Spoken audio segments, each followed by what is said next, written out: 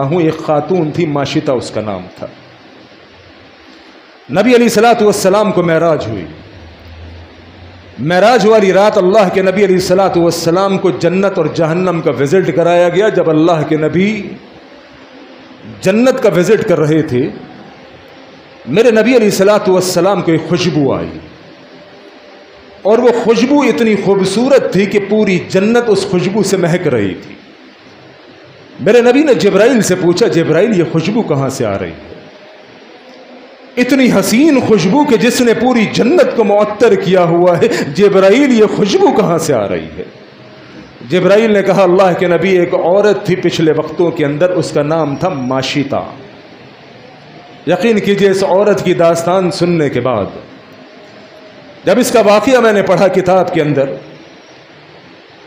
انہی دنوں اللہ رب العالمین نے مجھے ایک بیٹی کی نعمت عطا کی۔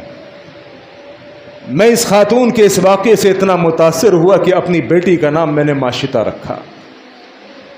نبی علیہ الصلوۃ والسلام نے جبرائیل سے دریافت کیا، جبرائیل یہ کون سی خوشبو ہے جس نے پوری جنت کو معطر کیا ہوا ہے؟ جبرائیل نے کہا، اللہ کے نبی ایک عورت تھی ماشطہ۔ جبرائیل یہ ماشطہ کون تھی اور ایسا کون سا کام کرتی تھی کہ پوری جنت اس کی خوشبو سے مہک رہی ہے؟ جبرائیل نے کہا، اللہ کے نبی یہ فرعون کے محل میں ایک ملازمہ تھی۔ کون؟ ملازمہ۔ آج تو ہم غریبوں کو سمجھتے ہیں کہ بس یہ بیچارے ایسا ہی ہیں، ہم سارے جنت کے ٹھیکیدار تو ہم ہیں۔ میرے محترم بھائیوں، رب رحمان دو قانون بیان کر رہا ہے کہ جس نے بھی اللہ کی اطاعت کی، من یطع اللہ ورسولہ فقد فاز فوزا عظیما، فمن زحزح عن النار وادخل الجنة فقد فاز۔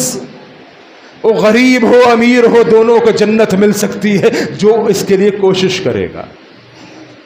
ماشطہ ایک فرعون کے محل کے اندر فرعون کی خادمہ تھی، اس کی بیوی کے سر میں کنگھی کیا کرتی تھی، بیٹی کے سر میں۔ ایک دن اسی طرح ماشطہ فرعون کی بیٹی کے سر میں کنگھی کر رہی تھی کہ کنگھی ماشطہ کے ہاتھ سے گری، ماشطہ نے بسم اللہ پڑھ کے کنگھی کو اٹھایا۔ آج ہم سے کوئی نقصان ہوتا ہے، کوئی ٹھوکر لگتی ہے، کوئی چیز گرتی ہے، ہمارے منہ سے معلوم ہے کیا نکلتا؟ اوہ شٹ! ہمارے بچوں کے منہ سے، ہمارے منہ سے کوئی نقصان ہونے پر، کوئی ٹھوکر لگنے پر، کوئی چیز گرنے پر کیا نکلتا ہے؟ اوہ شٹ! ماشطہ کے منہ سے نکلا بسم اللہ۔ بسم اللہ پڑھ کے ماشطہ نے کنگھی اٹھایا۔ فرعون کی جو بیٹی تھی اس نے کہا، ماشطہ کس کا نام لیا؟ میرے باپ کا۔ چونکہ ماشطہ جس محل میں نوکرانی تھی، کام کرنے والی تھی، اس محل کا جو بادشاہ تھا اس کا نام فرعون تھا، اور فرعون کا اپنے بارے میں یہ دعویٰ تھا، میں سب سے بڑا خدا ہوں۔ تو بیٹی نے کہا، ماشطہ کیا میرے باپ کا نام لیا؟ ماشطہ نے کہا، نہیں، میں نے تیرے باپ کا نہیں، تیرے باپ کا بھی جو رب ہے اس کا نام لیا، میں تو تیرے باپ کو رب مانتی نہیں۔ فرعون کی بیٹی نے کہا، ماشطہ سوچ لے، ہمارا کھا کے ہمیں پہ غرا رہی ہے، ہماری بلی ہمیں پہ میاؤں، ابھی جا کے اپنے باپ کو بتاؤں گی، اپنے انجام سے جانتی ہے کیا ہوگا؟ ماشطہ نے کہا کہ انجام کیا ہوگا؟ زیادہ سے زیادہ تیرا باپ مجھے سولی چڑھا دے گا، مجھے مار دے گا، اس سے بڑھ کر کیا ہوگا؟ اللہ کی قسم، جو اہل ایمان ہوا کرتے ہیں وہ موت سے ڈرا نہیں کرتے، گھبراتے نہیں ہیں۔ امام مالک رحمہ اللہ فرمایا کرتے تھے، میرا دشمن میرا کچھ نہیں بگاڑ سکتے۔ ابن تیمیہ، میرا دشمن میرا کچھ بھی نہیں بگاڑ سکتے، اگر وہ مجھے آزاد چھوڑیں گے میں دین کی دعوت دیتا رہوں گا، اگر قید خانے میں ڈال دیں گے میرے لیے خلوت تنہائی ہوگی، اللہ کی عبادت کروں گا، اگر مجھے جان سے مار دیں گے یہ تو مومن کے لیے اعزاز ہے کہ شہادت کی موت مل جائے۔ ماشطہ نے کہا، تیرا باپ کیا کر لے گا؟ زیادہ سے زیادہ مجھے مار ڈالے گا۔ ایک مومن کی تو خواہش ہوا کرتی ہے کہ اللہ کے راستے میں شہادت کی موت ملے۔ قصہ مختصر، وقت بھی انتہائی تیزی سے گزر جاتا ہے۔